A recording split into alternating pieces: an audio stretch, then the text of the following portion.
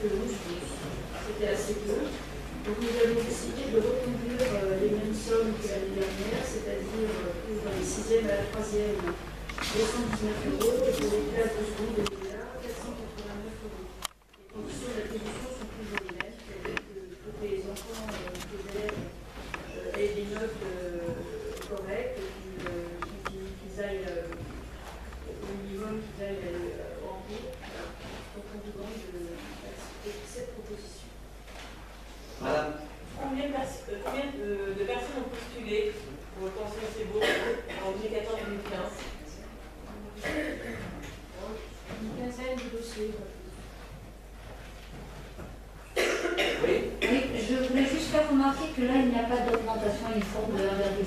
L'inflation est pour les villes, mais pas pour les particuliers. Oui, parce que au passage, nous avons perdu 22 points d'impôt, et qu'il y a des moments, il faut savoir aussi. Donc logique que ce soit les pertes et mais oui, il est aussi logique que le gouvernement essaie de nous rattraper. Voilà. Donc je voterai pour parce qu'il est hors de question pour moi de voter contre les bourses scolaires, mais je regrette vraiment cette non-augmentation du montant de la bourse. C'est pas possible. Désolé. Là, de toute façon, on y a un arrondi d'ailleurs au chiffre supérieur et de quotient familial, mais il est clair qu'aujourd'hui, c'est pas possible d'aller plus loin. Je suis désolé. Il y a des moments. C'est des montants qui s'ajoutent quand même aux autres aides et d'autres dépenses sur les élèves, c'est-à-dire les bourses. Bien. Alors, adopté, par l'autorisation, adopté. Ensuite, cession d'un véhicule, Claude Kopelensky. Donc, la commune a mis en vente une balayeuse, Bravo, via son prestataire Louis Borchère. Nous l'avons vendue à la société AMV pour un montant de 12 000 €. Nous avons approuvé cette vente. Par l'objection, adopté. Alors, Gino, extension du crâne de vidéoprotection, demande de subvention.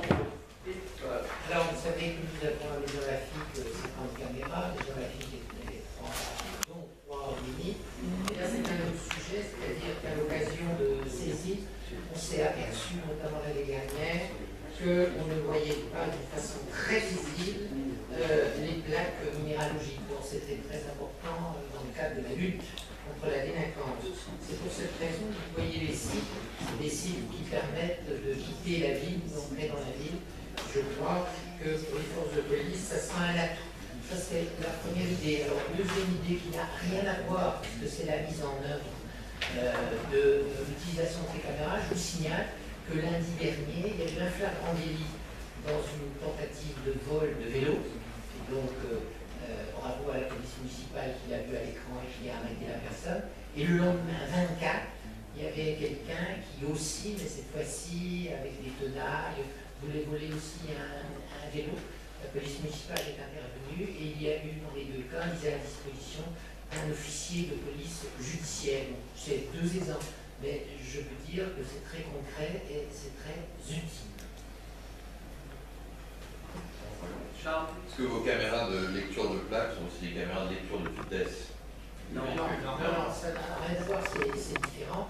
Mais vous savez que nous allons mettre des opérations sécurité routière en œuvre dès cette semaine, puisqu'il m'a été rendu compte au cours d'une réunion la semaine dernière que vraiment il y avait une multiplication des infractions routières en ce qui concerne le dépassement, mais les chiffres sont quand même très très faibles par rapport aux centaines de véhicules qui ont été contrôlés entre le 1er mai et le 30 septembre.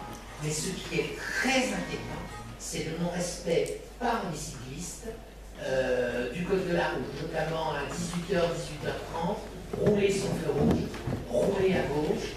Et celui qui vous parle en ce moment s'est trouvé à 2 reprises, alors que je n'utilise jamais mon véhicule, comme je vais toujours à pied ou en transport en commun, à 2 reprises face à un vélo non éclairé et qui venait à gauche. C'est pour cette raison que j'ai vraiment été stupéfait et que nous allons commencer des opérations de police dès cette semaine. Je vous rendrai compte des résultats, mais je crois qu'il faut faire très très attention. Je vous rappelle qu'en 2014, sur les 15 morts de la route qui avaient eu lieu dans le département des Yvelines, et 15 étaient des 2 roues. Ça devrait vraiment faire réfléchir les usagers des voies publiques. Bien. Bon, bien. Pas d'objection adoptée. Serge, sur la convention de maîtrise foncière avec les filles, et le Longueuil. Alors, avec plaisir. Alors, vous savez que nous avons fait l'acquisition d'une parcelle, la 237 pour se nommer, qui se trouve rue des Plantes. De ce fait, on a pu faire appel à l'EFI. Nous envisageons également la celle d'à côté, celle de 236, et pour ce faire, l'EFI nous demande une convention sur l'ensemble du programme Longueuil. Je vous rappelle quand même pour mémoire que celui-ci a au minimum 15 ans en cours, et voire même beaucoup plus, si j'en crois les historiens de la maison. Alors ce programme, qui est une page quand même d'histoire pour nous, s'avance bien.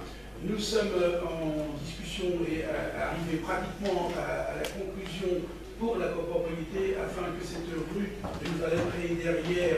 Il y avait un petit diapo, mais comme on est un petit peu short, on passera une prochaine fois et je suis à votre disposition pour que vous veniez la voir. On va donc du côté du Gorling, les immeubles, reprendre le petit pan coupé.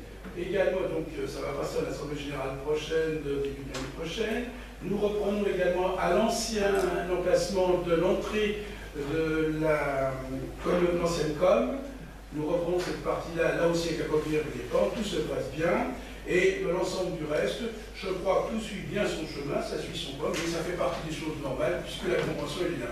Et ça prouve que nous sommes en excellent terme avec les filles, puisque ceci se passe très bien, ils ont acheté pour nous, on est en train de négocier l'autre, mais il est souffrant, donc on met un peu d'effort, bien évidemment, pour sur l'autre parcelle, bien évidemment, la 236 sur les Plantes. Tout le reste se laisser négocier comme de coutume avec les promoteurs. Je crois que c'est un bon cœur, quelques petites affinités les uns des autres, sans impact complètement. Et tout ça suit bien son cours. Donc je vous demande simplement de m'aider dans ce côté-là pour qu'enfin nous puissions construire cet îlot, une image énorme d'histoire de cette maison. Bien.